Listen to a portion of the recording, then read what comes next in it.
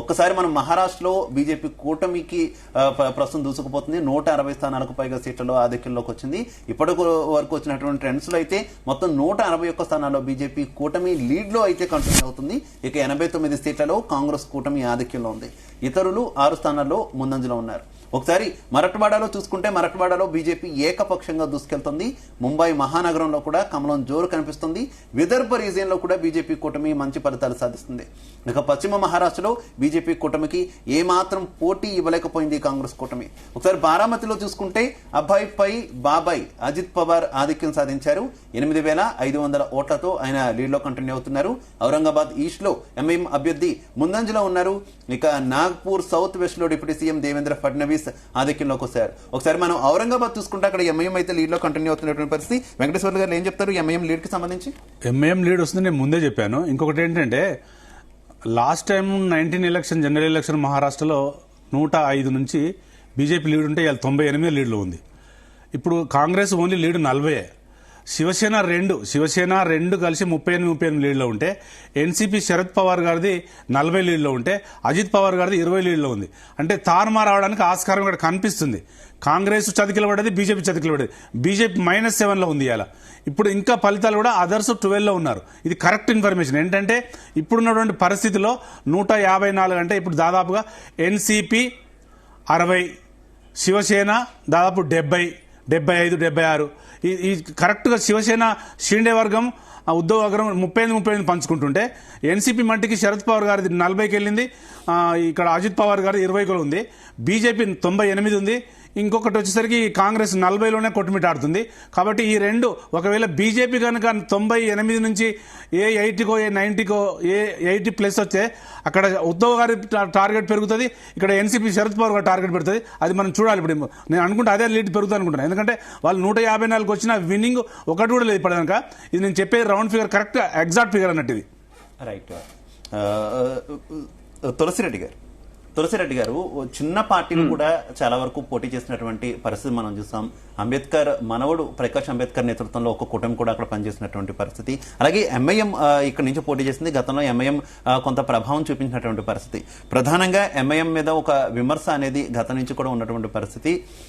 బీజేపీకి B team గా పనిచేస్తుంది, ఇతర పక్షాల ఓట్లు చీలుస్తుంది అనేటటువంటి ఎక్కువ విమర్శలు ఎంఐఎం మీద కూడా ఉన్నాయి. అఫ్ కోర్స్ మీరు కూడా చాలాసార్లు ఆ రకమైనటువంటి ఆరోపణలు మీ పార్టీ లీడర్స్ కూడా చేసినటువంటి పరిస్థితి. ఏంటి ఎంఐఎం ప్రభావం ఏ రకంగా ఉండబోతుంది? ఎంఐఎం ఏమైనా మీ కూటమికి నష్టం చేకూర్చే అవకాశం ఏమైనా మహారాష్ట్రలో ఉందని మీరు భావిస్తున్నారా? ఎంఐఎం ప్రభావం కొంతవరకు మహావికాస్ అఘాడీకి కొంత నష్టం కలిగిస్తుంది ఎంఐఎం వరకు. కానీ మిగతా అనేక పార్టీలు ఉన్నాయి. ఇప్పుడు 2019లో కూడా అప్పుడు కూడా వచ్చేసి ఇండిపెండెంట్స్ 18 మంది, మిగతా చిన్న చిన్న పార్టీలను కలిసి 16 రావడం జరిగింది. బహుజన వికాస్ అఘాడీకి 3, ఎంఐఎంకు 2, ఎస్పీకి 2, బీజేపీకి 2, సిపిఐఎంకు 1, ఇంకా వచ్చేసి 1 అట్లా 18 ఇండిపెండెంట్స్. కాబట్టి మొత్తం 29 అదర్స్ రావడం జరిగింది 2019లో కూడా. ఒక రీజనబుల్ ఫిగర్. కాబట్టి ఇప్పుడు కూడా మనం 11 తర్వాతనే దేనికి అవకాశం ఉందా, లేకుంటే మళ్ళీ ఏమన్నా హంగుకు అవకాశం అని చెప్పేదానికి అవకాశం ఉంటుంది. కానీ ఎంఐఎం పాత్ర వరకు కొంతవరకు మహావికాస్ అఘాడీకి వంచిత్ బహుజన్ అఘాడీ ప్రకాష్ అంబేద్కర్ నేతృత్వంలోని కూటమి మీకు మైనస్ చేస్తుందా, లేదంటే బీజేపీ కూటమికి మైనస్ చేసే అవకాశం ఉందా? అది కూడా వచ్చేసి అంబేద్కర్ది కూడా కొంతవరకు కాంగ్రెస్ కూటమికి నష్టం కలిగించవచ్చు. అటు ఎంఐఎం ఇది కూడా. కానీ ఇంకా మిగతా అనేక అంశాలు ఉన్నాయి. రెబెల్స్ చాలా చోట్ల ఉన్నారు. తర్వాత ఇంకా మిగతా ఈ యొక్క రైతు సమస్యలు, ఈ మరాఠా రిజర్వేషన్స్, తర్వాత మరాఠా నాయకుడు మనోజ్ జరాంగే ఆయన పాత్ర ఏ విధంగా ఉంది అనేది, వీళ్ళిద్దరు వరకు అంబేద్కర్ అండ్ ఎంఐఎం వరకు కొంత అఘాడీకి నష్టం కలిగించవచ్చు. మిగతా అనేక అంశాలు ఉన్నాయి. తర్వాత హామీలు ఉన్నాయి.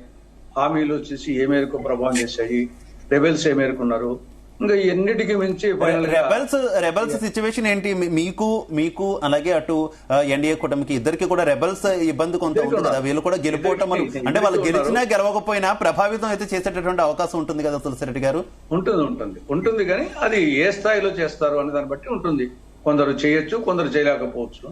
తర్వాత ఫైనల్ గా అన్నిటికీ మించి మనము డబ్బు డిస్ట్రిబ్యూషన్ అనేది అక్కడ కూడా ఉంటుందని నా అభిప్రాయం. మనకు ఉన్నట్టు అక్కడ ఉంటుంది.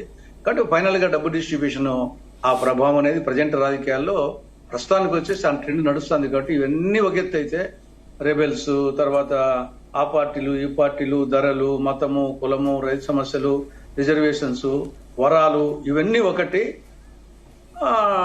ఓటర్కి వచ్చేసి డబ్బు పంపిణీ అనేది ఒకటి.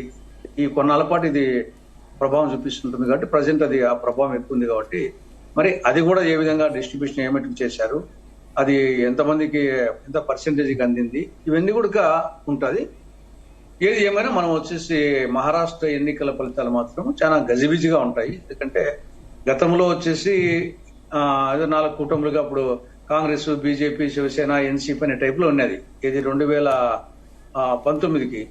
దాన్ని వచ్చేసి దాని తర్వాత ఇండిపెండెన్స్, మిగతా చిన్న పార్టీలు 2024 కల్లా ఆ కూటమి ఈ కూటమిలో కూడా మళ్ళా వచ్చేసి దాంట్లో 3, దీంట్లో 3, మళ్ళా మిగతా అయినా ఉన్నాయి. కాబట్టి చాలా గందరగోళంగా ఉంది మహారాష్ట్ర రాజకీయ ముఖ చిత్రము. ఆ మేరకు జార్ఖండ్ లో ఆ స్థాయిలో లేదు, కానీ జార్ఖండ్ లో కొంత క్లారిటీ ఉన్నట్టుంది. జార్ఖండ్ విషయానికి వస్తే జార్ఖండ్ లో అయితే ప్రస్తుతం గట్టి పోటీ కనిపిస్తుంది. బీజేపీ కూటమి, జేఎంఎం కూటమి మధ్య హోరాహోరీ పోరు కనిపిస్తుంది. జేఎంఎం కూటమి 37 స్థానాల్లో లీడ్ లో కంటిన్యూ అవుతుంది. బీజేపీ కూటమి 35 స్థానాల్లో ఆధిక్యంలో ఉంది. ఇతరులు 1 స్థానంలో లీడ్ లో కంటిన్యూ అవుతున్నారు. ఇక్కడ మ్యాజిక్ ఫిగర్ 42గా ఉంది. ఎవరు దానిని చేరుకుంటారో అన్న ఆసక్తి కనిపిస్తుంది. ఇలా ఉండగా బెర్హత్ లో జార్ఖండ్ సీఎం హేమంత్ సోరెన్ ఆధిక్యంలో కొనసాగుతున్నారు. గండేలో హేమంత్ సోరెన్ భార్య కల్పన సోరెన్ ఆధిక్యంలో కంటిన్యూ అవుతున్నారు. ఎగ్జిట్ పోల్స్ ప్రకారం ఇక్కడ బీజేపీదే అధికారం అని ప్రకటించింది. కాగా ప్రస్తుతం ఎగ్జిట్ పోల్ అంచనాలు అయితే తారుమారయ్యే అవకాశాలు అయితే ప్రస్తుతం కనిపిస్తున్నటువంటి పరిస్థితి. రైట్, ప్రకాష్ రెడ్డి గారు మీట్లో ఉన్నట్టున్నారు, అన్మ్యూట్ చేయాలి. ఏంటి జార్ఖండ్ ఫలితం జార్ఖండ్ ఫలితం రివర్స్ అవుతున్నట్టు కనిపిస్తుంది ప్రకాష్ రెడ్డి గారు? ఏం లేదండి, జార్ఖండ్ ఫలితం కూడా అన్ని ఎగ్జిట్ పోల్స్ కూడా 37-45 అంటే బీజేపీకి 40, 41, 42 రేంజ్ తప్ప అంతకంటే ఎక్కువ ఏమి ఇవ్వలేదు. బీజేపీ 50 గెలుస్తుంది, కాంగ్రెస్ 20 గెలుస్తుంది అట్లేమి ఇవ్వలేదు బీజేపీ కూటమి, జేఎంఎం కూటమి. అయితే చాలా ఇప్పుడు స్పష్టంగా అనిపిస్తుంది 40-35, 40-39-38 ఆ రేంజ్ లోనే ఉంది. అది ఏదైనా జరగవచ్చు.